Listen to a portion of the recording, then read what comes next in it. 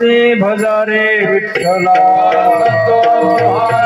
भजारे विठ्ठला सांगतो तुम्हासे भजारे विठ्ठला सांगतो तुम्हासे भजारे विठ्ठला हे तरी गेला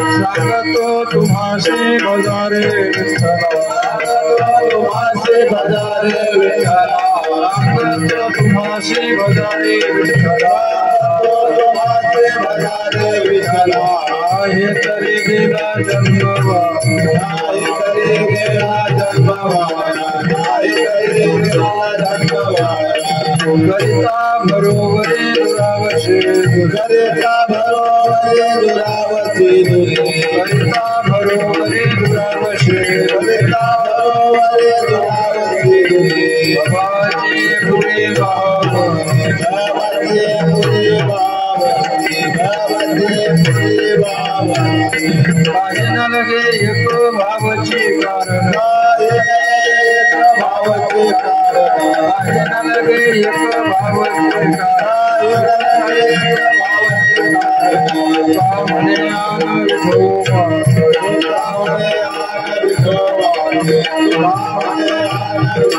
गरिता बरोबरे दुरावशे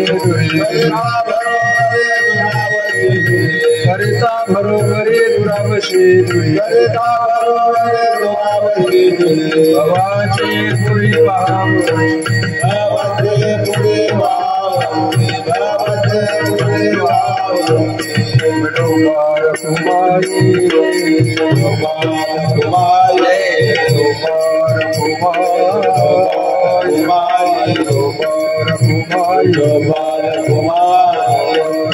कुमारी कुमार कुमारी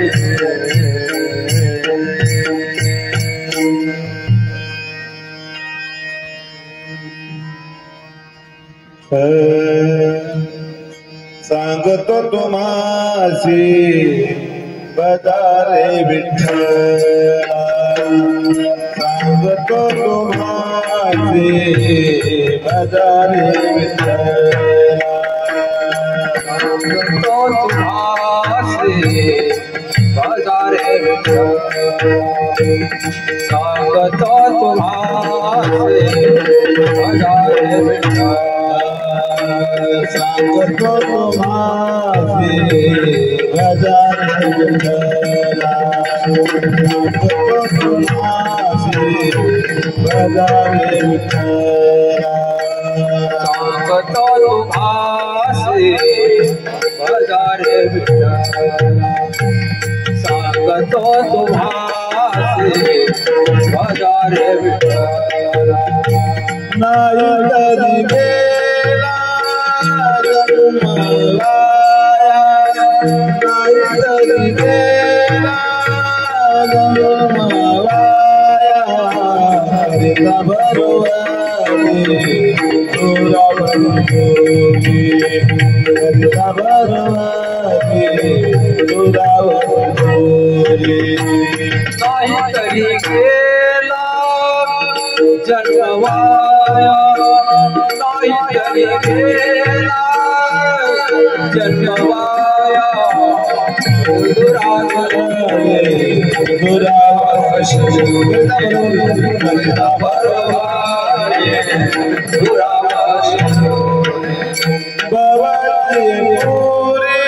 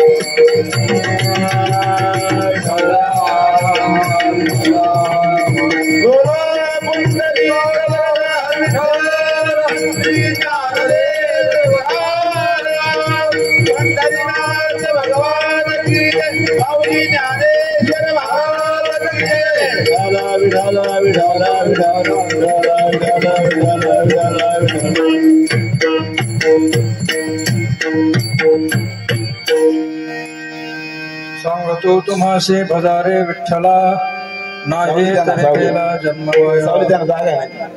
करिता भरोवरे दुरावशे दुरे भवाची पुरे वाहवशे काही नलगे एक भावच कारण तुका म्हणे आन विठ्ठलाची करिता बरोबरे दुरावशे दुरे भवाची पुरे वाहवशे सच्चिदानंद रूपाय विश्वोत्पत्त्यादिहेतवे तापत्रय विनाशाय श्रीकृष्णाय वयं नमः लोकाभिरामं रणरंगधीरं राजीव नेत्रं रघुवंशनाथ कारुण्यरूपं करुणाकरन्तं श्रीरामचन्द्रं शरणं प्रपद्ये काषाय वस्त्रं करदण्डधारणं कमण्डलं पद्मकरेण शङ्खं चक्रं गदाभूषितभूषणाढ्यं श्रीपादराजं शरणं प्रपद्ये गोरक्षजालिन्दरजरपुटाश्याढभङ्गकानेकमच्छिद्राद्यः सौरङ्गिरेवानकवर्तरि संज्ञा भूम्यां बभूर्णवनादिसिद्धः मनोजवं मारुततुल्यवेगं जितेन्द्रियं बुद्धिमतामरेष्णं वातात्मजं वानरायूतमुख्यं श्रीरामदूतं शरणं प्रपद्ये नीलाञ्जनं समाभासं रविपुत्रयमाग्रजं छायामार्तण्डसम्भुतं तन्नमामि शनेश्वरम् समचरणसरोजं सान्द्रनीलाम्बुदाभं जगन्नहितपाणिं मण्डनं मण्डनानां तरुणतुलसीमाला कन्धरं कञ्जनेत्रम् सदयदबलहासं विठ्ठलं चिन्तयामि पाण्डुरङ्गा करू प्रथमं पाण्डुरङ्गा करू प्रथमं पाण्डुरङ्गा करू प्रथमं उत्तरे चरणासंस्तुत्या उत्तरे चरणासंस्तुत्या उत्तरे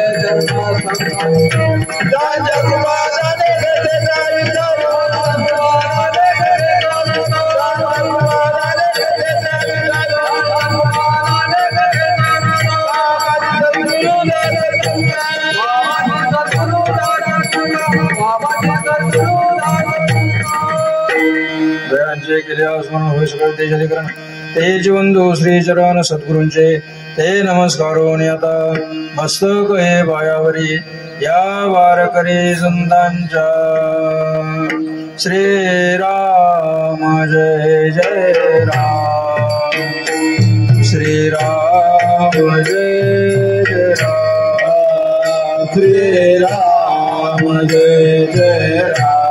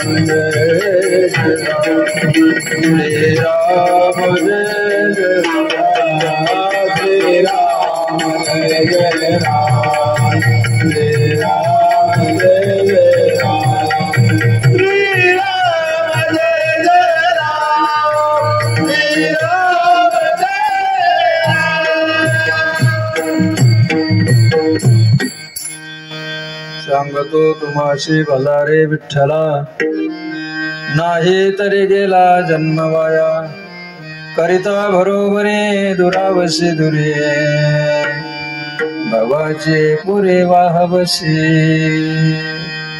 प्रस्तुत प्राप्त प्रसंगी अधिष्ठान अखिल कोट ब्रह्मांड नायक पांडुरंग परमात्मा श्री ज्ञानोबा श्री तुकोबा भगवान बजरंग बली शनी महाराज आणि तुम्ही सर्व सज्जन भाविक सर्वांच्या सेवेकरता उपस्थित केलेला अभंग जगद्गुरु तुकोबरायांचा असून या अभंगाच्या माध्यमातून जगद्गुरु तुकोबरायाचं असं म्हणणं आहे, तुम्ही न विचारता आम्ही तुम्हाला होऊन सांगतो का तुम्ही विठ्ठलाला भाजा. तुकाराम महाराज स्वतः सांगतात तुम्ही विठ्ठलाला भाजा.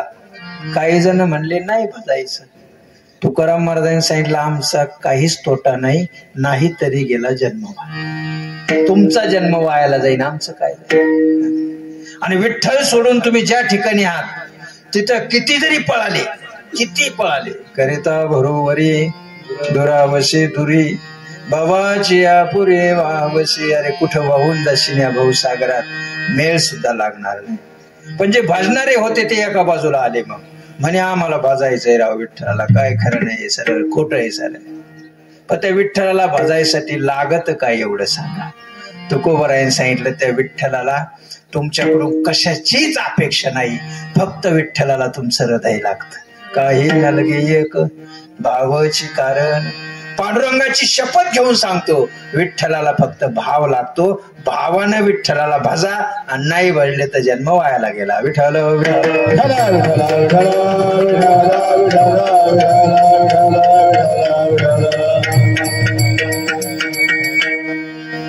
कार्यक्रमाला सुरुवात करण्या अगोदर कार्यक्रमाच्या अनुषंगानं 2 शब्दाचा परिहार. आज ज्या निमित्तानं ही सेवा आहे ते निमित्त म्हणजे चिरंजीव सुदर्शन अशोक लवंडे या मुलाच्या प्रथम पुण्यस्मरणानिमित्त सेवा आहे. त्यांचा सर्व लवंडे परिवार, त्यांचे आजोबा जनार्दन दामोदर लवंडे, राजेंद्र दामोदर लवंडे, त्याचे वडील अशोक जनार्दन लवंडे, चुलते दशरथ जनार्दन लवंडे, शुभम राजेंद्र लवंडे, दर्शन अशोक लवंडे भाऊ, शुभम दशरथ लवंडे भाऊ, त्यानंतर पारुबाई जनार्दन लवंडे आजी, मीरा राजेंद्र लवंडे आजी, लक्ष्मीबाई अशोक लवंडे आई, अर्चना अशोक लवंडे, कल्पना दशरथ लवंडे, साक्षी अशोक लवंडे बहीण, अनिकेत दशरथ लवंडे, असा सर्व लवंडे परिवार. आणि लवंडे परिवारातला असणारा हा छोटासा मुलगा सुदर्शन 1 वर्षापूर्वी अचानक अशा पद्धतीने त्याचं दुःखद निधन झालं. सर्व लवंडे परिवाराला आज दुःख आहे. त्याच्या कुटुंबाला, आई वडिलाला अत्यंत दुःख आहे, वेदना आहे. आई वडिलाच्या डोळ्यासमोर मुलाचं जाणं यापेक्षा आई वडिलाला जगात मोठं दुःख कोणतंही नाही. मुलगा जाण्याचं जे दुःख आहे, आपण कितीही श्रद्धांजली अर्पण केली आणि सांगितलं देवा ताकद दे, तरी ते न संपणार दुःख आहे, न संपणार दुःख. म्हणून प्रथमतः भगवंताकडे प्रार्थना करू का त्यांना पहिलं सावरा. म्हणून त्यांचे आई वडील असतील, भाऊ बहीण असतील, हा सगळा लवंडे परिवार असेल. मला 1 महिन्यापूर्वी आदरणीय टेलर लवंडे टेलरने फोन करून तारीख दिली. मला काय माहित नव्हतं तारीख काय आहे. दिली, तारीख दिली, पण इथं पत्रिका बघितल्यानंतर मला कळालं का एका लहान मुलाचं पुण्यस्मरण. आम्हाला सुद्धा वाईट वाटतं ना, आम्हाला काय मन नाही का, आम्हाला काय भावना नाही का. उलट परमार्थिक माणूस त्याला म्हणतात का साधना करून करून, नाम साधना करून करून त्याचं अंतकरण मऊ बनत असतं. आणि ज्याचं अंतकरण मऊ बनलं समजायचं याची साधना श्रेष्ठ आहे. विठ्ठल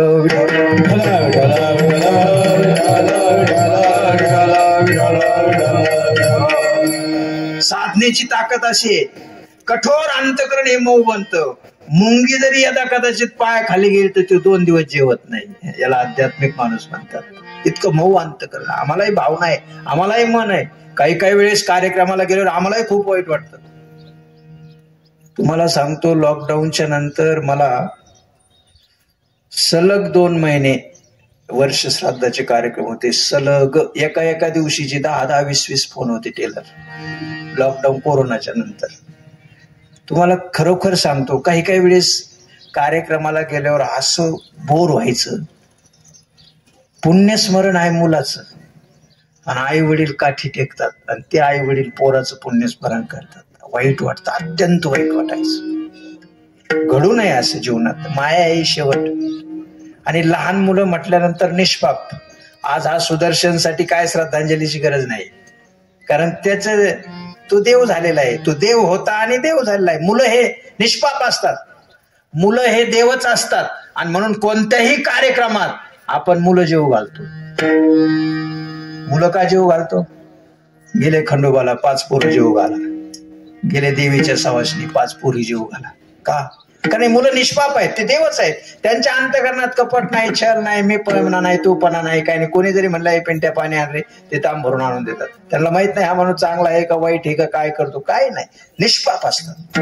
आणि म्हणून त्याच्यासाठी काही श्रद्धांजली नाही, त्याची काही वेगळी गती होत नाही, तो देव स्वरूप झाला. परंतु त्याचं आयुष्य जे होतं त्या आयुष्यामध्ये ज्याला काही कार्य काम करायचं होतं तेवढं अपूर्ण राहिलं, त्याबद्दल दुःख आहे. आणि म्हणून या मुलाच्या सुदर्शनच्या पुण्यस्मरणानिमित्त संकल्पित वेळेमध्ये आपल्याला सेवा करायची. प्रथमतः कार्यक्रमाला उपस्थित असणारे, कीर्तन करायचं म्हटल्यावर सगळा लवाजमा लागतो. कार्यक्रमाला उपस्थित असणारे सर्व गुणवान मंडळी, आमचे परम आदरणीय परमस्नेही अंबादास महाराज कोकाटे असतील, आदरणीय मृदुंगाचार्य हरिभक्तीपरायण नवनाथ महाराज खाटीक असतील, खाटेकर कचरे ते लई नावं झाले, ते काय कारण रोज वेगवेगळ्या व्यासपीठावर वेगवेगळे नवनाथ महाराज असतील, आपल्या गावातलं सगळं ज्ञानेश्वर भजनी मंडळ असेल, आदरणीय ज्ञानेश्वर माऊली माताजी असतील, आदरणीय टेलर असतील, आदरणीय आमचे मामा काय गोरख मामा असतील, बोरुडे मामा असतील, पाटील असतील, त्यानंतर हे पाटील असतील, माताडे महाराज असतील. गायक लय भारी मला आज काय दिवस. आमचे महबूब काय मम्मू सगळंच बदलतं पाहिजे ना. मग यांना कवा चान्स द्यायचा, आता आपण कवर माईक धरायचा. पण तुम्ही म्हणा नुसते माईक पाशी उभा ना कर. शेळके मामा असतील, चला आसाराम मामा असतील, सिस्टीम कवठ्याचीच दिसते, मग सौंदर्याची मस्त सिस्टीम आहे. काय सांग, मला काही सिस्टीमचं कळत नाही, मी सिस्टीम वाल्याला काही म्हणत नसतो, पण आवाज सुंदर आहे. मला ते काही कळत नाही की यंत्रबल, पण ते आवाज सुंदर आहे, मस्त. आणि म्हणून सिस्टीम चांगली आहे. सगळी लवंडी प्रेम करणारे पाहुणे रावळे आपतेष्ट गावातली मंडळी आहे. मी काय लय वेळ घेणार नाही, जास्त वेळ कार्यक्रम करणार नाही. टेलरचे बंधू या ठिकाणी मिस्त्री आहेत. 11:15 वाजलेले आहेत. 12 नाही वाजायचे आपल्याला, पण 12च्या आसपास जाऊ आपण, कारण 10 ते 12चा 10ला 5 कमी असताना सुरू केलेलं आहे. तुम्ही 12च्या 5-10 मिनिटं आधी पुढं जसं वातावरण असं त्या पद्धतीने सुदर्शनला श्रद्धांजली अर्पण करण्यात. आता काय होऊ नये, तो गेलेलाच आहे, पण कमीत कमी त्याला वरही काहीतरी त्याच्या अपेक्षा अपूर्ण जर असतील तर त्या वरही भगवंताने पूर्ण करावा, याच्यासाठी थोड्या वेळ आपल्याला कीर्तन करायचंय. म्हणून सर्वांच्या चरणावर साष्टांग दंडवत आणि कार्यक्रमाला सुरुवात. विठ्ठल विठ्ठल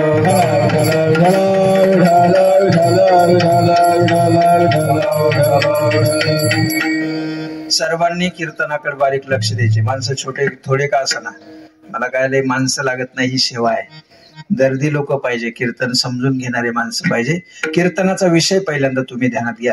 आजच्या कीर्तनाचा विषय असा आहे की जगद्गुरु तुकोबराय सांगतात, सांगतो तुम्हाशी भजारे विठ्ठला. तुम्ही विठ्ठलाला भजाच, आणि नाही भजला तर तुमचा जन्म वायाला जाईल.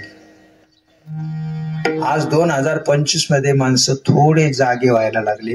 मला त्याच्याबद्दल आनंद वाटतो. का जागे व्हायला लागले? माणूस जागा कधी होतो माहितीये का? जागा होण्यासाठी संकट यावं लागतं, त्यावेळेस माणूस जागा होतो. विठ्ठल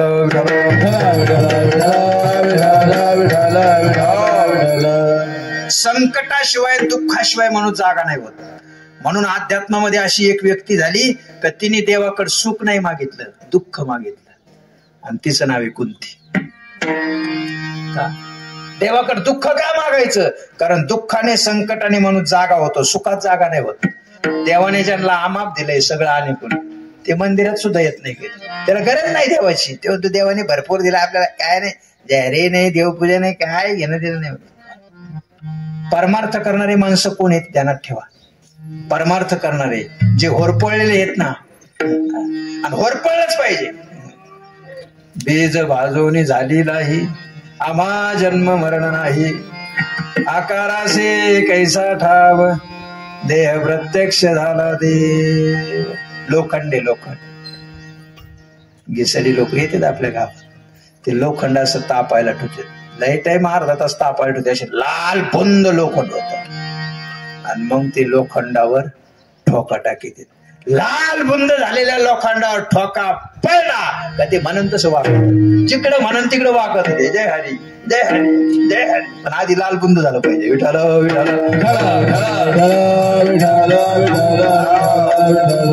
आपण का वाचतो? हे संसार प्रपंच ग्रहस्थ आश्रम कशासाठी? कशासाठी? तापायसाठी. 3 प्रकारच्या तापाने हा जीव तापलाच पाहिजे, त्याच्यासाठी ग्रहस्थ आश्रम आहे. आध्यात्मिक, आधी भौतिक, आधी दैविक, हे ताप, हे दुःख आलेच पाहिजे. आणि दुःखाने वरपळून माणसाला कळत अरे अरे अरे खोटे. कवनाचे मायबाप कवनाचे, कवनाचे मायबाप कवनाचे गणगोत, जळा गळत जाईल राया,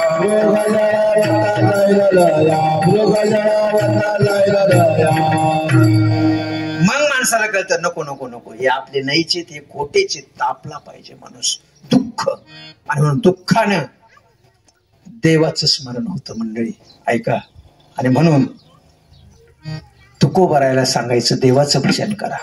देवाचं भजन जर नाही केलं तर तुमचा जन्म वायाला जाईल. 1-2 गोष्टी मी तुम्हाला सांगणार आहे, 2 उदाहरणं लक्षपूर्वक ऐका. आणि उदाहरणाचा सिद्धांत एक राहील का सांगतो तुम्हाशी बाजारे विठ्ठला. देवाची भक्ती करा, देवाची सेवा करा. आणि विठ्ठलाचीच का करा? या जगाच्या पाठीवर विठ्ठलासारखा देव नाही मंडळी, पांडुरंगासारखा देव नाही, पंढरपुरासारखं क्षेत्र नाही, आणि चंद्रभागेसारखी गंगा नाही. ऐसे चंद्रभागा ऐसे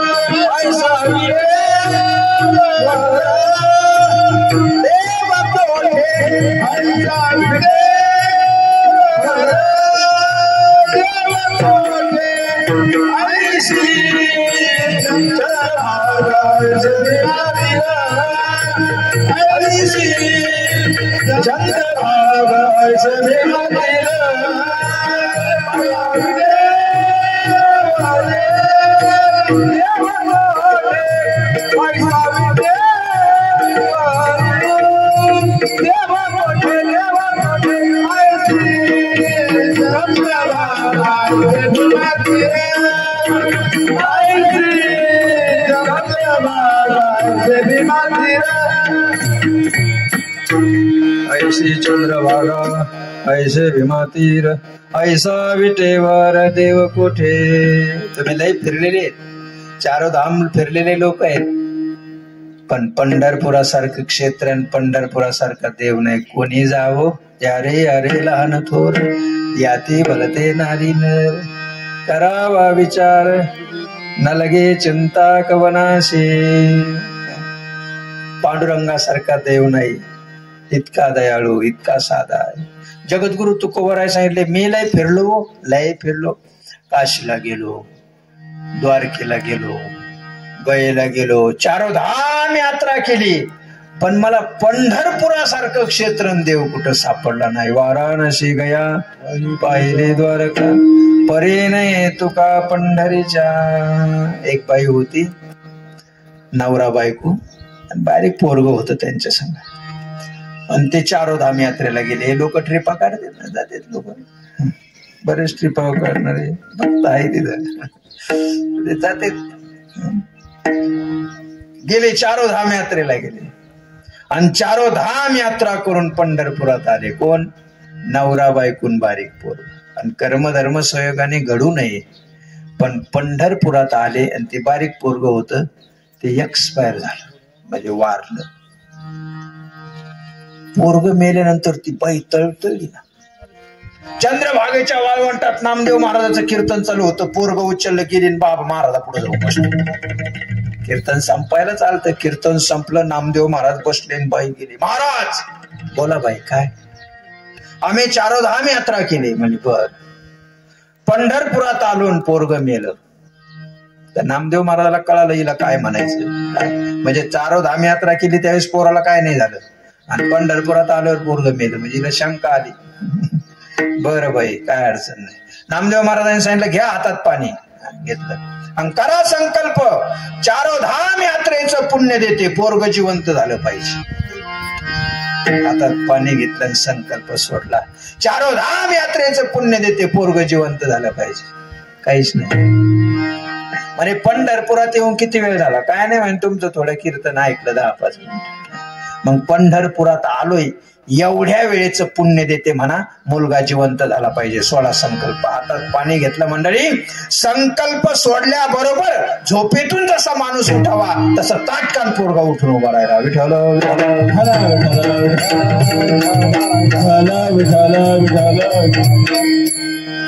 परी नाही तुका पंढरीचा, पंढरी पाऊल सरिसा. आता मस्त लांबलचक चौचरणी अभंग आहे तो. कोणत्या क्षेत्राचं काय काय केलं. आणि काही क्षेत्र असे आहेत ते इथले नाही आहेत. जे मृत्यूलोकातले क्षेत्र आहेत ना, काही इथले नाहीत, वरून आणलेले. आता वृंदावन धाम हे गोलोकातून आणलेलं आहे. वृंदावन धाम. आता काशी सुद्धा जमिनीवर नाहीये आणि पंढरपूर सुद्धा जमिनीवर नाही. असं मी नाही म्हणत, ग्रंथ सांगतात. काशी कशावर आहे? त्रिशूळावरी काशीपुरी आणि चक्रावरी त्रिशूळावरी काशीपुरी चक्रावरी पंढरी दोन्ही सारखे सारखे दोन्ही सारखे सारखे सारखे सारखे दोन्ही सारखे सारखे दोन्ही सारखे सारखे. त्रिशूळावरी काशीपुरी चक्रावरी पंढरी दोन्ही सारखे, विश्वनाथ विठ्ठल सखे. म्हणून चक्रावर पंढरपूर आहे आणि त्रिशूळावर काशी क्षेत्र आहे. म्हणून पंढरपुरामध्ये 360 तीर्थ आहेत. प्रमुख धर्मग्रंथात किती आहेत? 360 तीर्थ आहे. एवढे तीर्थ करायला किती दिवस लागते? आपल्याला आळंदी पंढरपूर व्हाय ना, 360. पण महाराज सांगतात पंढरपुरात जर गेले आणि पांडुरंग परमात्म्याच्या मंदिराची फक्त पाठीमागून भिंत भिंत, मंदिराची नुसती भिंत जरी अशी डोळे भरून बघितली ना तर 360 तीर्थ धरतात. काय पाहता मंदिराची राऊळाची पाठ आणि तीर्थे घडती 360. काय ताकद आहे हो. आता आपला परमार्थ कशासाठी चालू आहे? मोक्ष. मोक्ष मिळाला पाहिजे. मुक्त मोक्ष. आणि मोक्ष मेल्यावर मिळत नसतो हे ध्यानात ठेवा. मोक्ष हा जिवंतपणे मिळवायचा विषय, मेल्यावर नाही. मोक्ष म्हणजे काय? मुक्त अवस्था. मुक्त मुक्त गोठा म्हणजे त्याला बंधन नाही. आता आपला बांधलेला गोठा आहे, दिवस मावळा घरी जावंच लागत, याला बंधन. आणि मुक्त म्हणजे मोक्ष म्हणजे काय? पुढे चित्ताला बंधन ठेवायचं नाही. मुक्त मोक्ष लय प्रक्रिया मोक्षासाठी. आता नाही लांबीत नाही मी. ज्ञानेश्वर महाराज सांगतात मोक्ष मिळायचा एक प्रयोग माऊलीने सांगितला. काय? काय नाही, काशीला जायचं आणि काशीला जाऊन आत्महत्या नाही करायच्या, नाही ते काशीला जायचं आणि एंडो सल्फान घ्यायचं, मग नाही मोक्ष. काशीत राहायचं मरेपर्यंत आणि मरायचं. मोक्ष देवोने उदार काशी होय कीर, परिवेचने लागे शरीर तयेला. काशीमध्ये मरायचं. काही मरायसाठी काशीत जाते, आयुष्यभर काशीत राहते, मरायच्या टायमाला घरी येते तर मग मराठी. एवढा मोक्ष सोपा आहे का? अजून एक प्रक्रिया सांगतो मोक्ष मिळायची. महाराजांनी सांगितलं साधू पाहायचा, संत. संत संत महाराज नाही, संत संत बघायचा आणि संताला कडून मिठी मारायची, लगेच मोक्ष. आलिंगन घडे मोक्ष सायुज्यता मिळे.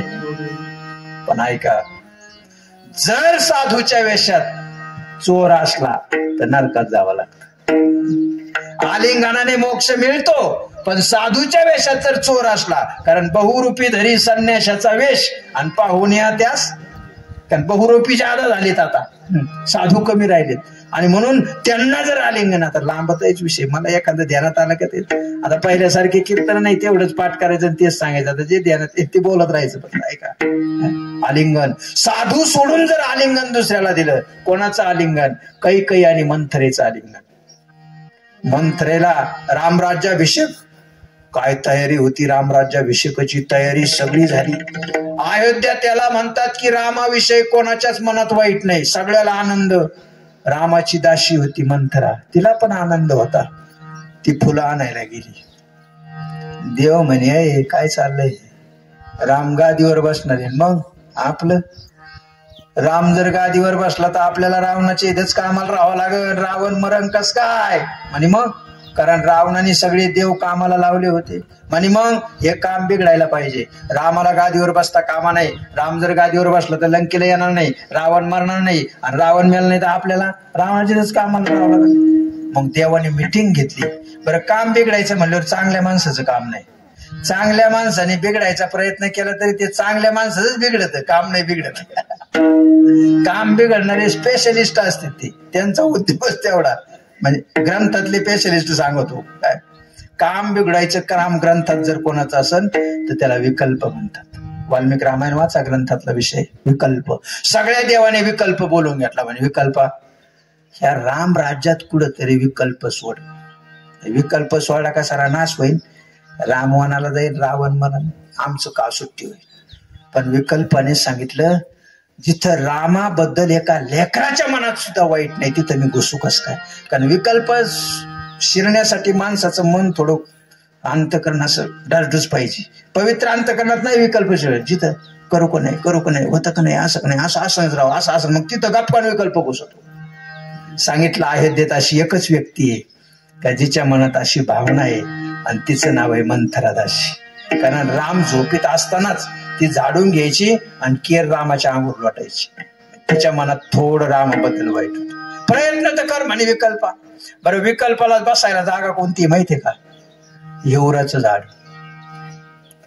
रामप्रभूच्या अयोध्येत वाल्मिक रामायणातली कथा आहे, हिवराच्या झाडावर विकल्प जाऊन बसला, आणि हिवराच्या झाडावर मंत्राने आपले फुलं केले, फुलं गोळा केले, आणि तिला वाटलं बसावं बा, ऊन लय झालंय म्हणून हिवराच्या झाडाखाली बसली. जुने लोक म्हणायचे, बरा गेला हिवराच्या झाडाला खेटायला. हिवराचं झाड शास्त्रामध्ये त्याला निषिद्ध सांगितलं. ती हिवराच्या झाडाखाली बसली, विकल्पाने हिवराच्या झाडातून उडी मारली, लगेच कैकईच्या अंत आपलं त्या मंथरेच्या अंत. आणि बिघडी ना मंथरा.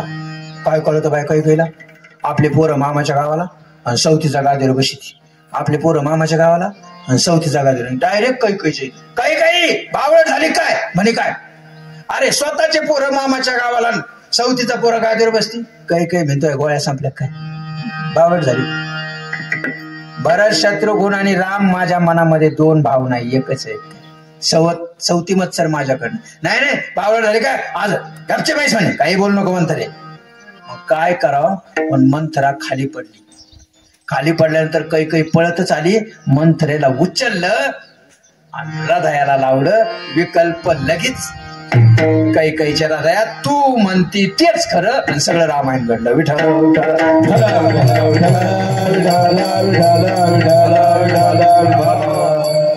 साधूला आलिंगन दिलं तर मोक्ष मिळतो. लक्ष द्या, साधूला आलिंगन दिलं तर मोक्ष मिळतो, पण साधूच्या वेशात जर दृष्ट असला तर वाटलं होतं, म्हणून आलिंगनाने मोक्ष मिळतो. काशीत मेल्यानंतर मोक्ष मिळतो.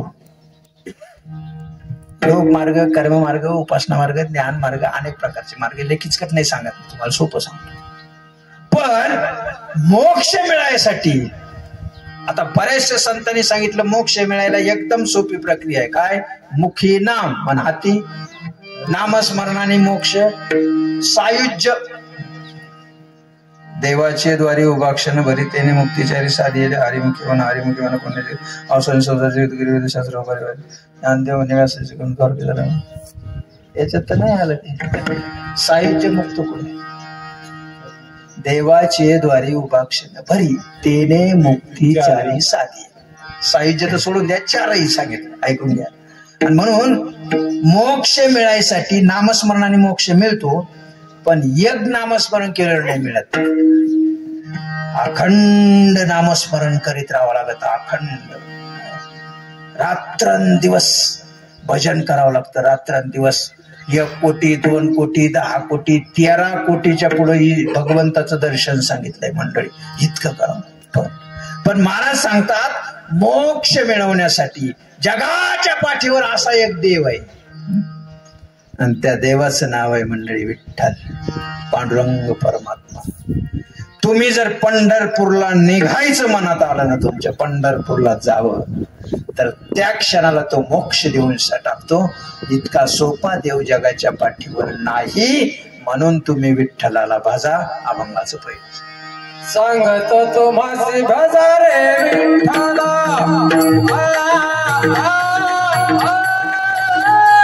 सांगतो तुम्हासी भजा रे विठ्ठला, सांगतो तुम्हासी भजा रे विठ्ठला,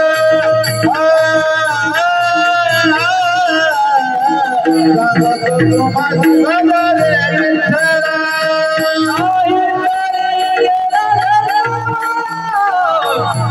करी गेला जन्मोया,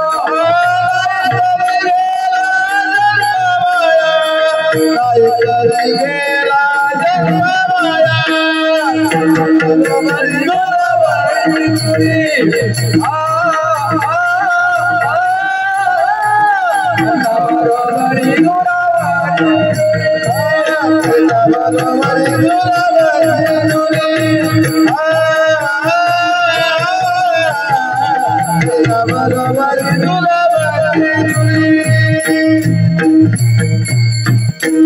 सांगतो तुम्हाशी भजारे विठ्ठला. औषणात आलं म्हणून सोडून घेतलं चरण. आता एवढंच आपण अजून अर्धा तास सांगणार. सांगतो तुम्हाशी. आता एक गोष्ट सांगतो, लक्षात घ्या. उदाहरण, जुनी कीर्तनाची पद्धत होती बरं का. आमच्या मोठ्या महाराजांची अशीच पद्धती. वैकुंठवासी प्राप्त स्मरणीय पूजनीय वंदनीय रघुनाथ महाराज उंबरेकर. शांत कीर्तन, जुने लोक नित्तळ कीर्तन म्हणायचे. शांत मस्त. एक उदाहरण, एखादी उभी, एखादा पुरावा, असं एक गोष्ट सांगतो तुम्हाला. लक्षपूर्वक ऐका. विषय काय आहे, विठ्ठलाला का भजायचं. कश्यप नाव ऐकून असताना, लय अवघड नाही, एकदम समजणार अशी गोष्ट. कश्यप तुम्ही नाव ऐकून असताना, यांना माहिती कश्यप. कश्यपाला 13 बायका होत्या. 13. कश्यप ऋषीला 13 बायका होत्या. म्हणतात ही जी सृष्टी आहे ना, ती 13 बायकापासून झालेली आहे. म्हणजे काय, एका बायकोला नुसते सापच झाले. कश्यपाच्या एका बायकोला. बरं, त्या पोरी कोणाच्या होत्या, दक्षाच्या होत्या. भगवान शंकराला एक दक्षाला लय पोरी होत्या. 27 पोरी चंद्राला होत्या दक्षाच्या. 27 पोरी. त्याच्यातली एक रोहिणी होती. ते चंद्र काय करायचा, त्या रोहिणीला जीव लावायचा. बाकीच्याकडे कमी लक्षण, रोहिणीला जीव. शास्त्र म्हणे 13 पोरी दिल्या, एकीला जीव लावतो. शाप दिला चंद्राला. चंद्राला शाप दिला, बैचैन झाला चंद्र. एक जणांनी सांगितलं पंढरपूरला जाय. पंढरपूरला आला. पंढरपूरला लोहदंड नावाचं तीर्थ आहे. आता मराठी भाषा महाराष्ट्रात चालते, जनरल हिंदी भाषा चालते. तिथं चंद्राने आंघोळ केली. चंद्र का पाप भागा, इसलिए उसे कहते हैं चंद्रभागा. विठ्ठल विठ्ठल.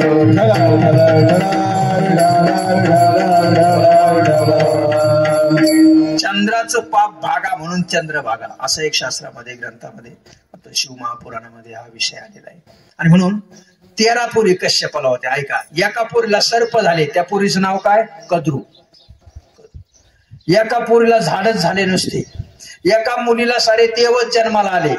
एका पोरीला नुसते राक्षसच जन्माला आले. तिचं नाव आहे दिती आणि आदिती. देव राक्षस. कद्रूला सर्प झाले. एक विनिता नावाची पोरगी होती. विनिता. ती पशुजातीचीच होती विनिता. त्या विनिताने कश्यपाला विनंती केली, ऋषी माझी अशी इच्छा आहे, मला 2 असे मुलं झाले पाहिजे ना, चंद्र सूर्य आहे तोपर्यंत आजरामर कीर्ती त्या 2 पोराची राहिली पाहिजे, असे पोरं झाले पाहिजे. कश्यप म्हणे काय अडचण नाही, ती पक्षी जातीची होती ध्यानात ठेवा. म्हणून कश्यपाने तिला 2 अंडे दिले, अंडे, आणि सांगितलं अमुक अमुक एवढी वेळ झाली का या अंड्याला स्पर्श कर, तुला 2 पोर असे होते, चंद्र सूर्य आहे तोपर्यंत कीर्ती राहील. आणि ठीक आहे. 2 अंडे घेऊन गेली. एक पूर्ण वेळ झाल्यानंतर एका अंड्याला स्पर्श केला मंडळी, त्याच्यातून एका मुलाचा जन्म झाला आणि त्या मुलाचं नाव आहे गरुड. गरुड हा विनितेचा पोर आहे. तुम्हाला आता लिंक लागेल, ऐका. गरुड कोणता गरुड? जो पांडुरंगाचं वाहन आहे, भगवंताचं वाहन आहे विष्णूचं गरुड.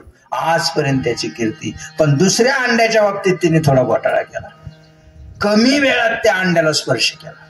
त्याचा परिणाम त्याच्यातून मुलगा जन्माला आला, पण अपंग मुलगा जन्माला आला. अपंग मुलगा कोण? ऐका, त्याचं नाव आहे वरुण. अरुण अरुण अरुण 2-3 महिने जर लाईटचं बिल नाही भरलं तर कनेक्शन कट होतं. पण हा बाबा आपल्याला 12 घंटे प्रकाश देतो, कधी बिल मागितलं का? पण याच्याही अगोदर आपल्याला ज्याचं दर्शन घ्यावं लागतं त्याला म्हणतात अरुण. उठा अरुणोदय प्रकाश झाला, घंटा गजर गर्जिनला, अरे चौघडा सुरू झाला, काकडा आरती समयाचा. कालपर्यंत चालू होता ना काकडा, अरुणोदयाला होता का सूर्योदयाला? आपला काकडा सूर्योदयाला ते सगळे गोळा होता होता 6 वाजता, 4ला जा. इथं तुम्ही 4ला येत सांग, काही ठिकाणचं सांगत. अरुणोदय म्हणजे सूर्योदयाच्या आधी तो अरुण हा विनितेचा मुलगा आहे. लक्षपूर्वक आहे का, तुम्ही ना ऐकलेलं उदाहरण डोक्यात बसन तुमच्या. अरुण ते अपंग आहे. अरुण हा अपंग जन्माला आला, पण त्याला कळालं का आपल्या आईने कमी वेळात अंड्याला स्पर्श केला म्हणून आपण अपंग जन्माला आलो. बिघडलं ना ते, आणि शाप दिला आईला, आई तू कमी वेळात अंड्याला स्पर्श केला म्हणून मी अपंग जन्माला आलो, तुला शाप देतो, तुला सवतीच्या इथं भांडी घासावं लागतं. आईला शाप देण्याचा अधिकार मुलाचा नाही. मुलाला आईला शाप देता येत नाही. आणि एखाद्या पोराने जर आईला शाप दिला तर आईचं काही बिघडत नाही, पोराचंच बिघडत, असं शास्त्र.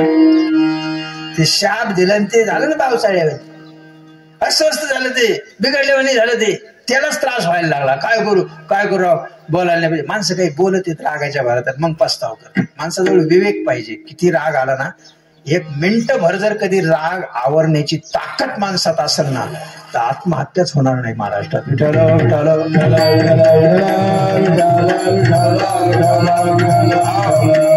आत्महत्या किती वेळात होती? 1-2 मिनिटाचा जो तीव्र राग आहे ना त्याच्यामुळे आत्महत्या करते. टेन्शन सहनच होत नाही, तेव्हा तो मरतच आता. तेवढा वेळ जर संयम आणि विवेक ठेवला ना तर पुढे खूप चांगल्या काही घटना घडतात.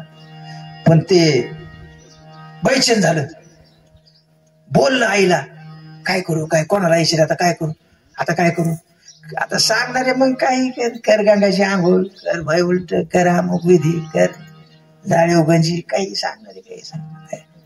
मग हे कर ते कर. 359 तीर्थाची आंघोळ केली त्यांनी. त्या आईला बोललेले शाप आणि उद्विग्न झाले, काहीच फरक नाही झाला. 7 समुद्राच्या 4-4 बाऱ्या आंघोळ्या केल्या, काहीच नाही. एक दिवस एक अधिकार संपन्न सत्पुरुष साधू भेटला. सांगितलं महाराज बोलू नाही, पण आईला बोललोय आणि ते मलाच दोष लागल्याने झालं, मी बेगायरे झालं, मला रस्ता सांगा. त्या महाराजांनी सांगितलं काय काय केलं म्हणे. लई कुटाने केली, काय सांगायची. 359 तीर्थाच्या आंघोळ्या केल्या, 7 समुद्राच्या आंघोळ्या केल्या, लई कुटाने केले. सांगितलं तुला हे काही करायचीच गरज नव्हती, तुला रामबाण पर्याय सांगतो. तुका म्हणे एक वेळ जाय पंढरी, तुका म्हणे एक वेळ जाय पंढरी, दयाचे घरी यमन ये,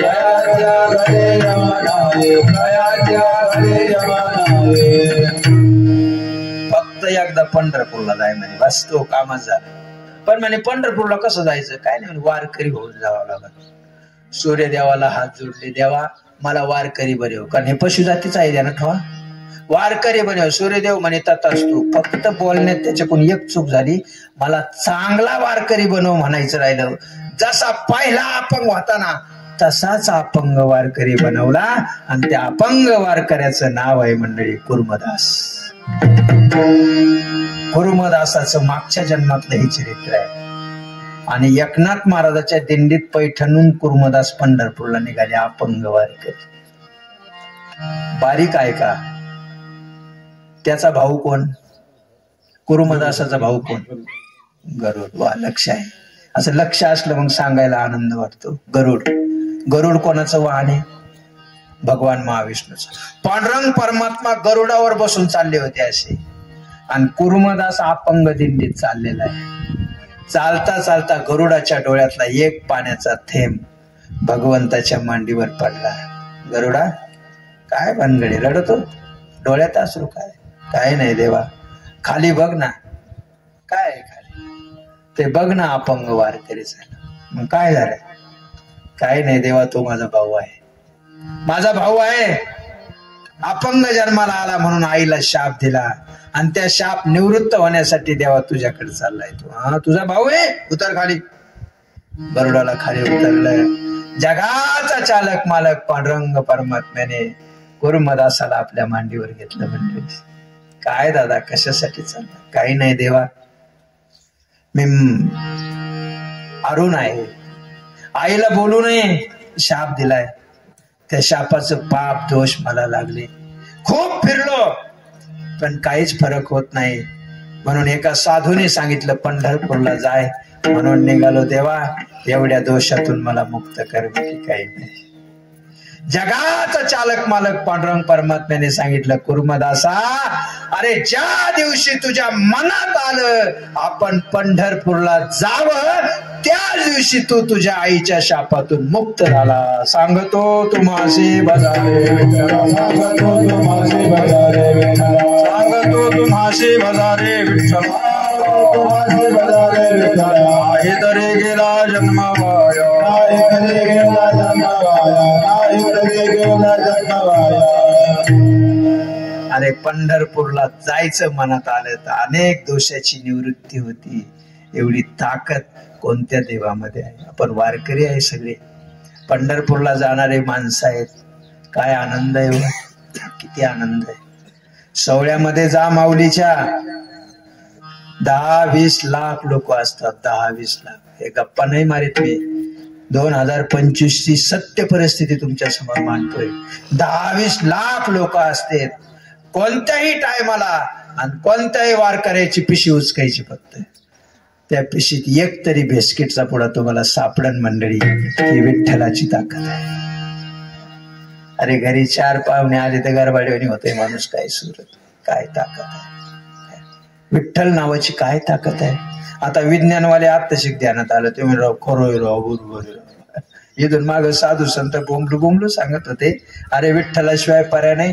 आता ते म्हणू लागले 15 दिवस राव म्हणे, 80-80, 90-90 वर्षाचे म्हातारे 15-15 दिवस नाचत जाते, त्यांना रोग नाही, राई नाही, काय भानगड आहे. आणि मग त्यांना कळालं का विठ्ठल नावाची ताकद काय आहे. मी विज्ञान सुद्धा तुम्हाला सांगतो, विज्ञान, अध्यात्म सांगतो, विज्ञान सांगतो.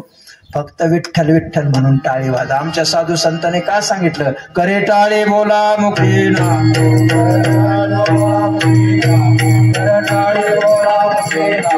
लागून या पाया विनवितो तुम्हाला, पाया विनवितो तुम्हाला, लागून या पाया विनवितो तुम्हाला, पाया विनवितो तुम्हाला. करे टाळी बोला मुखीना, टाळी बोला मुखीना, करे टाळी बोला मुखीना.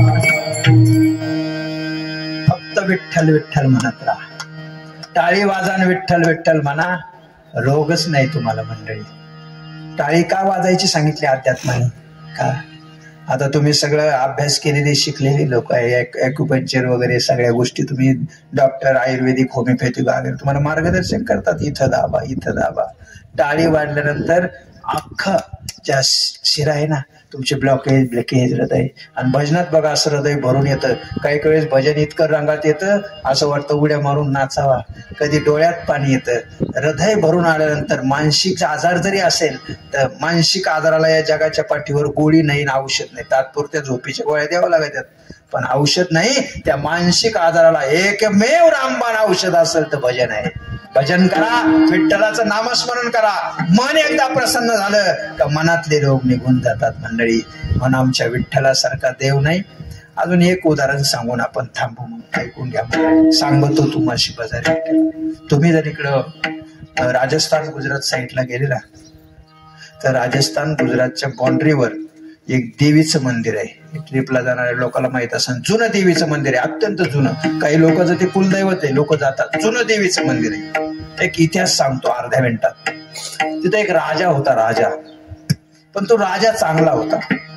राजाची विचारश्रेणी चांगली होती. काय का माझ्या राज्यातल्या सगळ्या लोकांचं कल्याण झालं पाहिजे, अशी राजाची विचारश्रेणी होती. आणि मग काय करावं, राजाने विचार केला माझे सगळे लोक सुशिक्षित झाले पाहिजे, हे तरुण पोरं नोकरीला लागले पाहिजे, क्लास 1 क्लास 2 ऑफिसर झाले पाहिजे. म्हणून राजाने आदिमाया शक्तीच्या समोर अनुष्ठान सुरू केलं, देवीच्या समोर 40 दिवस. आता मला सांगा, राजाने अनुष्ठान केलं म्हणजे काय असं? अहो सगळं गावरांगाईचं तूप, सोनं नाणं, चांदीचे सोन्याचे ताट, सुगंधी द्रव्य, एक 40 दिवस अनुष्ठान केलं. आदिमाया शक्ती समोर येऊन उभा राहिली. बोल राजा, काय म्हणणे? काय नाही आई, माझ्या राज्यातले लोक सगळे सुशिक्षित झाले पाहिजे, मुलं सगळे क्लास 1 क्लास 2 ऑफिसर, विद्वान झाले पाहिजे सगळे. आई हसायला लागली, म्हणे राजा तुझं म्हणणं मान्य आहे, तू म्हणतो हे बरोबर आहे, पण तू अनुष्ठान चुकीच्या ठिकाणी केले. कारण ते खातं माझ्याकडे नाही, विद्वान होण्याचं खातं माझ्याकडे नाही. मी लक्ष्मी आहे, माझ्याकडे फक्त पैशाचं. तुला पोते लागत असले तर देईन, मी सोनं नाणं देईन, पण विद्येचं खातं हे माझ्याकडे नाही. तुला जर विद्येचं खातं आणि विद्वान लोक करायची अशी इच्छा असेल तर तुला तेलंगणामध्ये जावं लागेल. नांदेड पासून 100 किलोमीटर अंतरावर स्वयंभू व्यासाने वाळूची तयार केलेली सरस्वती मातेची मूर्ती, स्वयंभू सरस्वती मातेचं मंदिर तेलंगणामध्ये बासरला आहे. नांदेड पासून 100 किलोमीटर गोदावरीच्या काठावर बासर नावाचं गाव आहे मंडळी. सांगितलं तिथं जावं लागेल. तुम्ही जर एप्रिल मे महिन्यात गेले ना, जूनच्या अगोदर महिनाभर, तर हे पोरं आहेत ना, म्हणजे पहिली पासून तर पार ग्रॅज्युएशन पर्यंतचे जे पोरं आहेत ते 8-8, 10-10 घंटे लागत आहेत, रांग आहेत. त्याच्यावरती पान फुल नाही, काही नाही. वही आणि पेन देवीच्या पायावर ठेवायची, घेऊन यायची, कारण ती विद्येची देवता आहे. एखादा मंदबुद्धीचा जरी मुलगा असेल, त्याचं डोकं चालत नसेल, तर तो तिथं जर दर्शन करून आला तर त्याची बुद्धी चालाक होती मंडळी. असा लाखो लोकांचा अनुभव. कारण जगातलं एकमेव सरस्वती मातेचं मंदिर तिथे आपल्या जवळ आहे, नांदेड पासून 100 किलोमीटर. सरस्वती विद्येची देवता. आज जे महाराष्ट्रातले नामवंत कीर्तनकार आहे, लोक नुसते असे बसतात ऐकायला ना, त्यांनी बासरला जाऊन अनुष्ठान केलेलं आहे. पूजनीय, वंदनीय, प्रातस्मरणीय मोठे माऊली असतील, आदी मंडळी असतील. मी 2-3 वेळेस गेलो होतो. तर राजा त्या सरस्वती मातेचं अनुष्ठान करून निघाला. राजा 40 दिवस सरस्वती मातेचं अनुष्ठान केलं. 40व्या दिवशी आदिमाया शक्ती समोर येऊन उभा राहिली. सरस्वती, काय राजा? काय नाही म्हणे, माझे सगळे लोक विद्वान झाले पाहिजेत, आता तू सगळं राज्य हुशार होईल. तो पुढचं वाक्य आठवलंय एक पण नाही बोलत. आपलं मला कसं कीर्तन सवय बोलायची, आवांतर लय बोलायची सवय नाही, असो म्हणून सांगितलं तो राज्य अख्खं हुशार होईल. म्हणून राजानं देवीचं मंदिर बांधलं बरं का. आणि राजा पाठ 4 वाजता सोहळ्यामध्ये स्वतः राजा पूजा करायचा. बरं, राजा म्हणलं तिथं काय जे नाही ती वस्तू पूजेला हो, आणि रोज पुरणपोळीचा नैवेद्य तिथं मंदिरात, आणि 4 वाजता स्वतः राजा पूजा करायचं. पुढं ऐका, त्या मंदिरात एक दिवस वारकरी आला मुक्कामाला. वारकरी असतात नाही, महिने वारकरी भांडणं त्यांना चालूच राहते.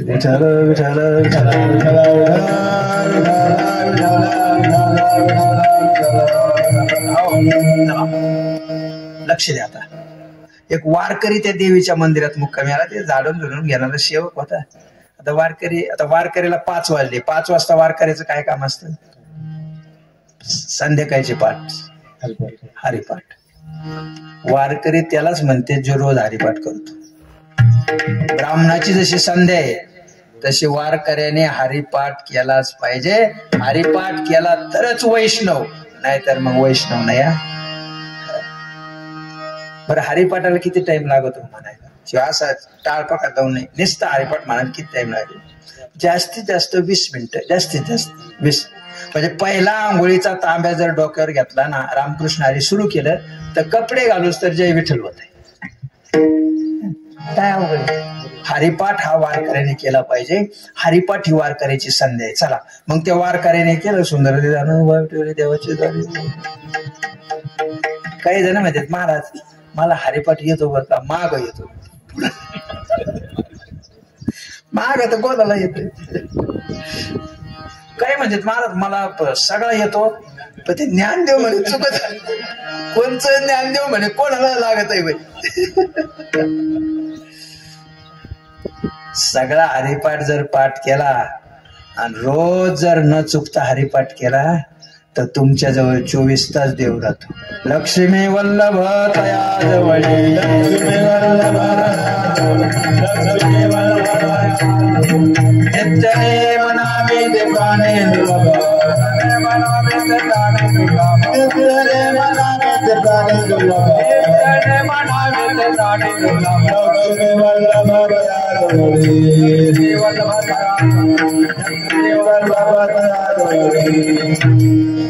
नित्यनेम नामी ते प्राणी दुर्लभ. लक्ष्मी वल्लभ त्याच्याजवळ देव राहतो.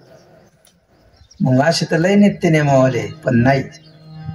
एक दिवस जरी नियम हुकला तर परत एक दोन सुरू होतं. ध्यानात ठेवा, देव जवळ राहायचा एवढा सोपा नाही. गेल्या जागरा गोंधळ म्हणे आपली माळा चुकरी राहिली. ज्ञानेश्वरीजी सर नियम म्हणजे नियम. अखंड खंडेना जीवन, खंड नाही झाला पाहिजे.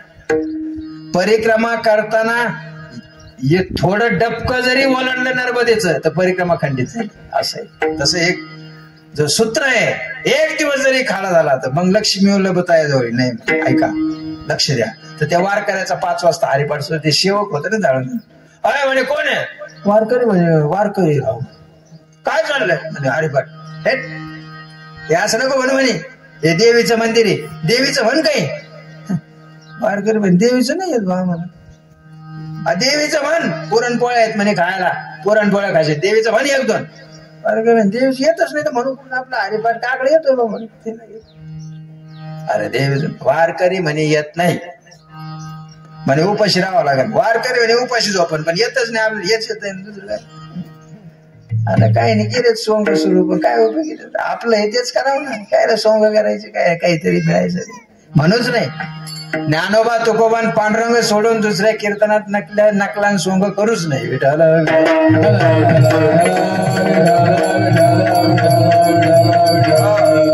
लोक चांगले म्हणतील पण पांडुरंग डोक्यातच दगड घालीन एखाद्याचे. विठ्ठल विठ्ठल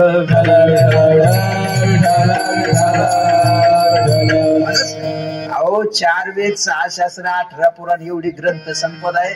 अभ्यास करा, वाचा, वेगवेगळ्या कथा, मस्त आनंद घ्या. आनंदासाठी कीर्तन करा ना, काय दुसरं सांगायची गरज नाही. चला जाऊ द्या. वारकरी म्हणजे येत नाही मला. ऐका, उपवाशी झोपला वारकरी, पण नाही दुसरं म्हणलं. उपवाशी झोपलं मंदिरात. आता 4 वाजता राजाची स्वारी. आता राजाची स्वारी म्हणजे ते लवाजमान ते पूजाला आला. आता 4 वाजता काय असतं वारकऱ्याचं? काकडा. झाला काकडा सोडून राजाची स्वारी. उठा जागे वारे, आता उठा. काय रे वारकरी काय म्हणते? नाही म्हणे आमचा काकडा आहे. अरे देवीचं मंदिर आहे, आमच्या सेवकाने सांगितलं नाही तुला देवीचं म्हणावं लागत म्हणून? सांगितलं म्हणते येत नाही म्हणे आम्हाला. काय देवीचं म्हण म्हणे, असं नाही चालत. येतच नाही म्हणे तर कुठून बोलतो म्हणून? नाही येत राजा म्हणे. शाहीरवाणी बोलतो. राजा येत नाही आम्हाला, आम्हाला फक्त एवढंच येतंय, देवीचे गाणे आम्हाला येत नाही. राजा म्हणे भेद बघावं लागेल याचा जरा. हे प्रधान याच्याकडे बघ रे जरा. वारकरी सांगितलं राजा लक्ष दे. ज्या देवीची 4 वाजता तू सोहळ्यात पूजा करतो, सोन्याचं मंदिर बांधलं, चांदीचं धोपण दीपन अर्पण करतो ना, ही तुझी देवी आहे ना, आमच्या पंढरपूरला येऊन बघ, आमच्या पांडुरंगाच्या मंदिरात झाडून घेते. राजाची तळपायाची आग मस्तकाला गेली ना, एवढी देवीची सेवा करतो, हे देव झाडून घेते. अरे अरे अरे बिघाडा राजा, बोलो मला राजा पंढरपूरला चल, पुरावा बघ आणि नंतर मला फासावर. राजा होता हो, गाडी तयार केली, प्रधान सेवक वारकरी टाकला ना गाडीत, थेट पंढरपुरात गेले. चोखोबरायच्या नामदेव पायरी पशी गेले. वारकरी पुढं, राजा माग, प्रधान पाठीमाग. वारकरी मंदिरात गेल्याबरोबर एक बाई झाडून घेत होती, असं तिकडे तोंड केलं. वारकरी म्हणे बाई आवर, राजा आलाय दर्शनाला, पटापट झाडून घे. वारकरी पुढं, आपली पुढे चालली झाडून गेली. राजा मागून आला. वारकरी म्हणे बाई आवर ना, राजा दर्शनाला आलाय, पटकन झाडून घे. राजा पाठीमाग उभा, वारकरी असा उभा, आणि बाईने वर बघितलं आणि अशी पाठीमाग मान केली, आणि राजाची बाईची नजरानजर झाली. मंडळी, राजा लाट लाट लाट लाट कापायला लागला, डोळ्यातून अश्रू आणि घाम आला साऱ्या अंगाला. कारण 4 वाजता ज्या सोहळ्यामध्ये आदिमाया शक्तीची पूजा करीत होता, ती आदिमाया शक्ती पांडुरंगाच्या मंदिरात झाडून घ्यायचं काम करीत होती. सांगतो तुम्हाशी भजारे, सांगतो तुम्हाशी भजारे,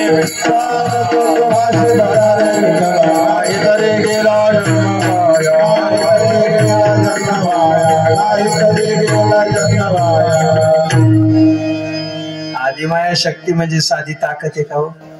अरे विश्व ज्या आदिमाया शक्तीने जन्माला घातलंय, पहिले कोठेशी नव्हते काही, चंद्र सूर्यता अवघे शून्याचे होते बाई, पानोबा तेरे तेरे ते, तेथे एक ढालगज निर्माण झाली. आदिमाया शक्ती मूळ जगाच्या उत्पत्तीला कारण आहे, आणि ती शक्ती जर पांडुरंगाच्या मंदिरात झाडून घेते तर काय विठ्ठलाची पाय लक्ष्मीच्या हाती यावे काकुळते.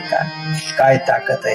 चला, आणि म्हणून सांगतो तुम्हाशी, थांबवा आता थोडं पुढे जाऊ, 11:30 वाजलेले आहेत. काही जण म्हटले आम्ही नाही विठ्ठलाला भजलो तर, महाराज सांगतात तुम्ही या प्रपंचात, या भवसागरात ना किती पळाले किती फिरले तर कुठं वाहून जाता याचा तपास सुद्धा लागणार नाही दुसरं जगात.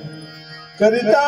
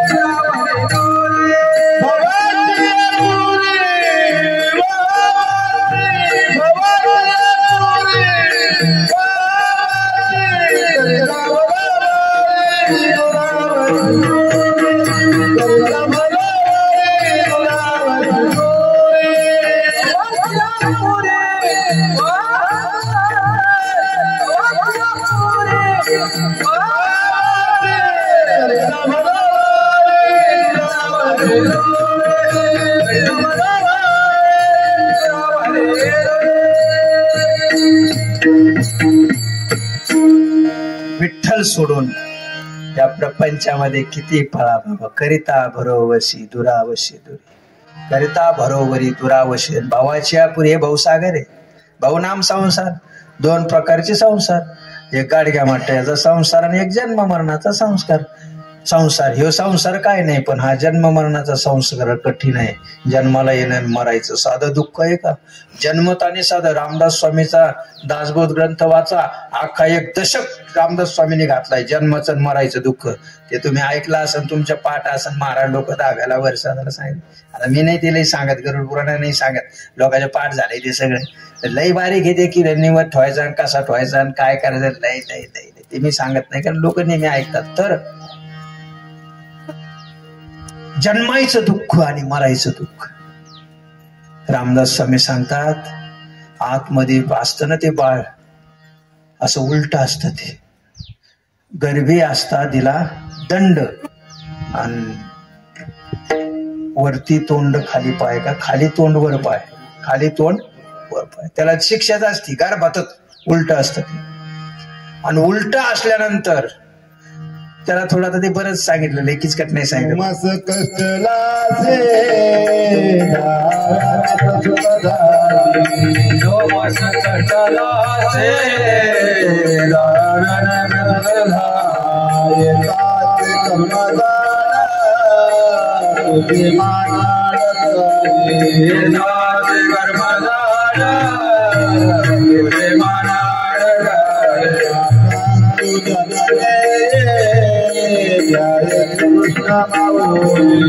संतो जनने जय श्री कृष्ण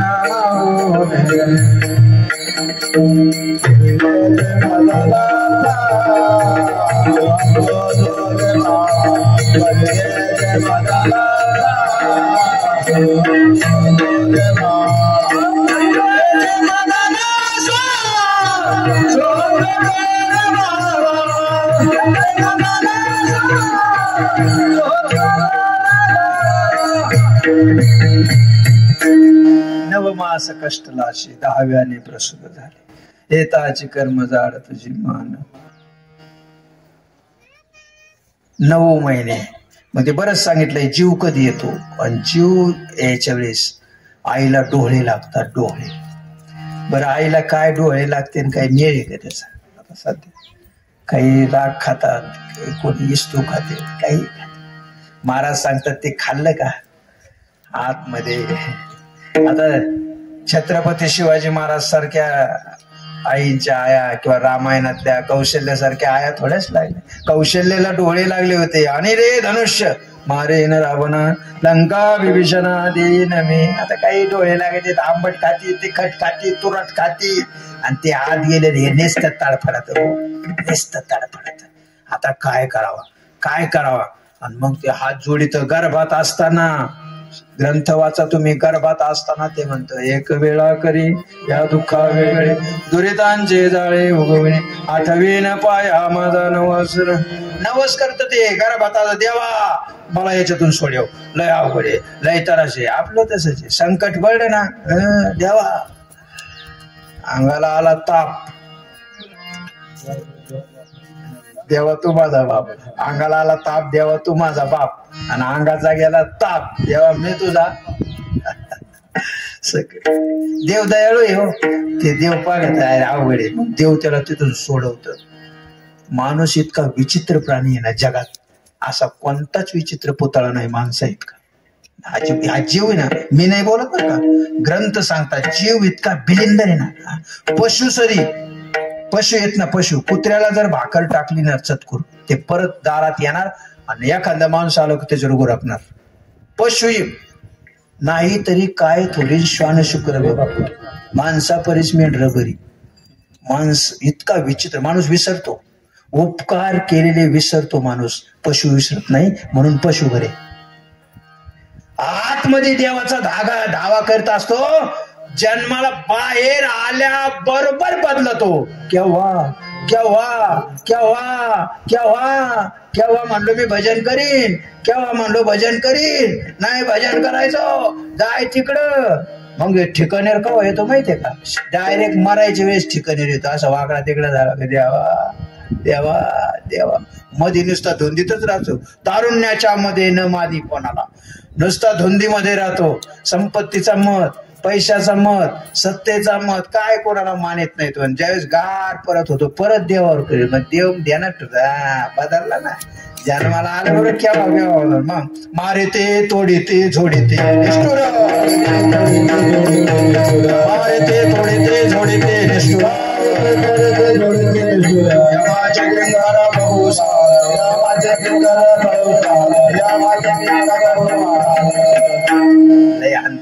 चला किती काय तुम्हाला महिना 2 महिने मी सांगेन, म्हणून याच्यात काही तथ्य नाही. दोन्ही संसारात तथ्य नाही. म्हणून करिता बरोबरी दुराजी भावाच्या पुरी वास. भाऊ सागरात वाहून जाशील बाबा. म्हणून तुकाराम महाराज म्हणतात विठ्ठलाला भजा. पण काही लोक जरा ठिकाणी राहिले, कोरोनापासून ठिकाणी राहिले की म्हणजे आता विठ्ठला हे काय खरं नाही यांचं, कोण कोणाचं नाही. विठ्ठलाला भाजायचं, पण कसं भाजायचं सांगा, काय लागत विठ्ठला? तुकाराम महाराज म्हणते काहीच लागत नाही, भाव लागतो अभंगाचं शेवट. काही न लगे भावनी तारा, काही न लगे भावनी तारा, भावनी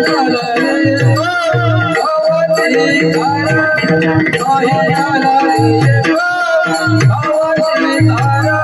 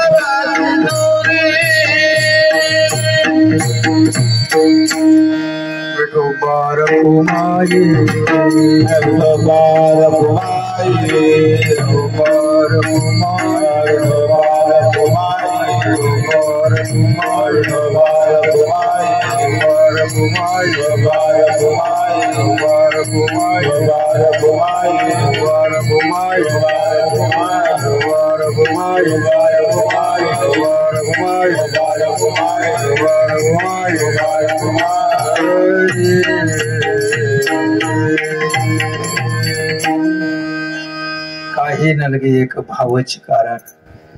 पांडुरंगाची शपथ घेऊन सांगितलं देवाला भाव लागतो, सोंग लागत नाही, काहीच लागत नाही तुमचं, फक्त भाव, मन देवाला द्या बस. आता बोलत नाही मी भाव या विषयावर, लई बोलायला लागलो का परत 10-15 मिनिटं जाते, 11:45 वाजता. मला वाटतं सगळं उरकलं असं, ऊन झालंय, कशाला लई लांबालांबी करायची. आणि म्हणून देवाला भाव लागतो बाबा. काही नाही, तुमच्याजवळ काहीच नाही ना, काही ना लगे. आणि जर देवाला काही लागत असतं तर मग ज्यांच्याकडे जे आहे त्यांचाच देव झाला असता. देवाला जर पैसा लागत असता तर पैशावाल्याच्याच घरी देव राहिला असता. श्री भक्तीच्या मापे मोजितो आनंद. ऐका, 2 उदाहरणं. श्रीमद भागवतामध्ये सुदाम देवाचं उदाहरण आणि रामायणामध्ये शबरीचं उदाहरण. थोर प्रेमाचा भुकेला नाहाचे दुष्काळ. बिल्लाची पोरगी हो, जंगलात राहणारी आदिवासी समाज. कथा माहित आहे. छोटस उदाहरण सांगून थांबू जाऊ द्या 5 मिनिटात. भाव बद्दल सगळं झालं, भाव नको राहायला. एक शंकराचा भक्त होता. भाव आहे का? शंकराचा भक्त, महादेवाचा असं पिंड आणि त्याचा असं आसपास घर. आणि रोज तो पूजा करता. पूजेचे लई प्रकार आहेत, पंचोपचार, षडोपचार, अनेक प्रकारचे. आपल्याला एकच माहिती आहे, अभिषेक, पंचामृत, दही, दूध, मध, साखर, 5 वेगवेगळी पूजा आहे करण्याची पद्धती. पंचोपचार, षडोपचार आणि पूजा करायचा विधियुक्त 3 तास पूजा करायचं. तो ताटभर सुगंधी फुलं, धूप, दीप, नैवेद्य आणि 3 तास शंकराची पूजा करायचं. फुलं आणि ते अभिषेक. शेजारी एक भिल्लाचं पोरग होत. ते पाहायचं रोज, त्याला लय भारी वाटायचं ते अभिषेक, ते फुलं, तर ते विचार करायचा ते आपल्याकडे ह्या वस्तू कशाची. पोरग ते गरीब पोरग, भिल्लाचं पोरग, काय पैसा का काय, त्याला ती पूजा करू वाटायची. मग हे पूजा करून गेलं का ते पोरग काय करायचं, माती गोळा करायचं. मातीचे अशी फुलं बनायचे, लाडू बनवायचे, असे धुपाच्या काड्या बनायचं आणि ती माती चोळायचं त्या लिंगाला अभिषेक केल्यासारखं. म्हणजे हे 3 तास पूजा करायचं. हे पूजा केले हे करायचं म्हणजे हे नासच करायचं ना त्याच. पार्वती आई साहेब शंकराला म्हणे, बोले बाबा. म्हणे काय? म्हणे पंचोपचार, षडोपचार आणि 3 तास भक्त पूजा करतोय. आणि ते भिल्लाचं पोरग म्हणे, सारा नाश करून टाकतोय, त्याचा भेद बघा. शंकर म्हणे, आज मला जरा काम आहे, उद्या त्याचा भेद करतो म्हणे, उद्या सकाळी. म्हणे बरोबर, पण त्याचा भेद करा लक्षपूर्वक आहे का. आता दुसऱ्या दिवशी सकाळी ते पंचोपचार, षडोपचार वाला आहे ना, ते ताट घेऊन निघालं. मंदिर आणि घर निम्यात आलं. आता भगवान शंकर म्हणजे चिठी के पाव में घुंगरू बसताय वो ही अल्लाह सुनताय. भगवान शंकराने बंगालच्या उपसागरात कमी दाबाचा पट्टा केला. तीव्र चक्रीवादळ, बोंग बोंग बोंग बोंग. हे म्हणे आता काय करावं, चक्रीवादळ बेकार, आता घर पडत काय. ते ताट आणि ते मंदिरात आलं, सगळं देवाच्या अंगावर टाकून दिलं. घरी गेलं आणि बायका पोराला घेऊन बसलो. पडत काय करावं. बिल्लाचं पोरग तिथेच उभा होता. बिल्लाच्या पोराने सांगितलं, अरे अरे अरे अरे बेकार वादळी, आता हे काय खरं दिसत नाही. मंदिर पडन देवाच्या अंगावर आणि माझा देव मरून जाईल. पळतच पोरग आलं आणि कडकडून लिंगाला मिठी मारली, देवा मंदिर पडलं तर माझ्या अंगावर पडून दे, मी मेलो तरी चालल, पण तू मरू नको. आणि मग भगवान शंकराने पार्वती आई साहेबाला सांगितलं, कोणाचा भेद बघू आता. काही नरगे एक भावाची कारण, तुका म्हणे आन विठ्ठलाची. देवाला काहीच लागत नाही, तुमचं हृदय देवाला द्या. आणि नाही दिलं, नाही भजन केलं तर तुमचा जन्म वायाला गेल्याशिवाय राहणार नाही, विसरू नका. ज्ञानेश्वर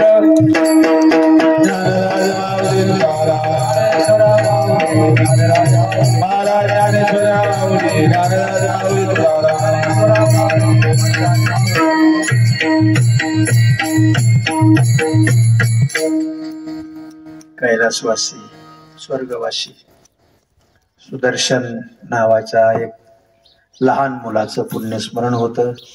आमच्यासाठी तसं दुःखदायक घटना आहे का लहान मुलाचं वर्षादाचा कार्यक्रम आपण करायचा. वाईट वाटतं खूप. या कुटुंबालाही दुःख. सुरुवातीला मी बोललो ना, आता परत बोलतो. सुरुवातीला माणसं नव्हती, 5-6 लोक होते, 10-15 लोक असते. तर अत्यंत या कुटुंबासाठी, त्यांच्या आई वडिलांसाठी अत्यंत दुःखदायक ही घटना आहे मुलाचं जाणं. त्यांचा लवांडे परिवार, त्यांचे सगळे पाहुणे रावळे आपतेष्ट, सर्वांना दुःख आहे. आम्ही पण त्यांच्या दुःखात सहभागी आहोत. म्हणून त्याच्यासाठी काही नाही, मी सुरुवातीलाच बोललो, त्याच्यासाठी काही श्रद्धांजली नाहीये. ते लहान मुलं देवाचे देवाघरची फुलं म्हणून तो देव स्वरूपात विलीन झाला. त्याचं काही विषय नाही, कारण त्याला काही माया बंधनाची घटलेली नव्हती. पण तरीही भगवंताकडे प्रार्थना करू का, वर जरी गेला तर त्याच्या काही खेळण्या बागडण्याच्या काही अपेक्षा अपूर्ण असतील तर देवा आता तुझं लेकरू म्हणून त्याच्या अपेक्षा तू पूर्ण कर, अशी सद्भावना भगवंताच्या चरणी करू. जाता जाता या कार्यक्रमाच्या निमित्तानं आलेले सर्व गुणवान मंडळी असतील, आमच्या टेलरच्या माध्यमातून आमचे अंबादास महाराज कोकाटे असतील, नवनाथ महाराज असतील, आपलं सगळं ज्ञानेश्वर भजनी मंडळ असेल, गावातले ज्येष्ठ श्रेष्ठ मंडळी असतील, सर्वजण या ठिकाणी या कार्यक्रमाला उपस्थित आहेत. जाता जाता भगवंताकडे प्रार्थना करू. आता तूच या सुदर्शनचा विचार कर. आणि 11:15 वाजलेले आहेत, तुम्हाला या ठिकाणी आता सुट्टी देऊ. चाल वगैरे काय नाही म्हणायचे ना, 1 मिनिट भजन करू आपण. रामकृष्ण हरी जय जय रामकृष्ण हरे रामकृष्ण हरे रामकृष्ण हरे रामकृष्ण हरे रामकृष्ण हरे रामकृष्ण हरे रामकृष्ण हरे रामकृष्ण हरे रामकृष्ण हरे रामकृष्ण हरे रामकृष्ण हरे रामकृष्ण विठ्ठल जय जय विठ्ठल जय जय विठ्ठल जय जय विठ्ठल जय जय बोले देवा कोण रे